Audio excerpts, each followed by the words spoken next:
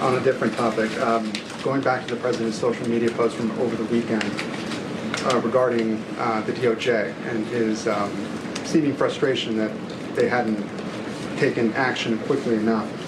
I want to point to something that the president said during his inaugural address. Never again will the immense power of the state be weaponized to persecute political opponents. We will not allow that to happen.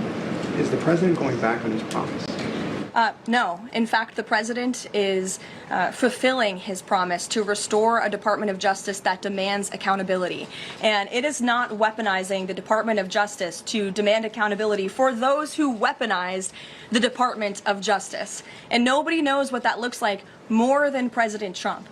We are not going to tolerate gaslighting from anyone in the media or from anyone on the other side who is trying to say that it's the president who is weaponizing the DOJ. It was Joe Biden and his attorney general who weaponized the DOJ. Joe Biden used this sacred American institution to go after his political opponent in the middle of an election year.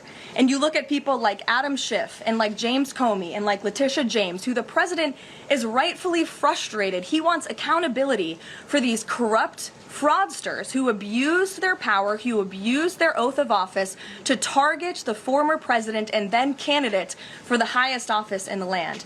And I think the president is reaffirmed in those frustrations and his hope for accountability by the millions and millions of people who reelected him to this office with a mandate to demand accountability. And the president has not been shy about this, Gabe. In fact, when he traveled to the Department of Justice earlier this year, all of you were there to cover it. He said, quote, "I demand a full and complete accountability for wrongs and abuses that have occurred. The American people gave a mandate to investigate and root the corruption out of our system," and that's what the president wants to see done. Carolyn.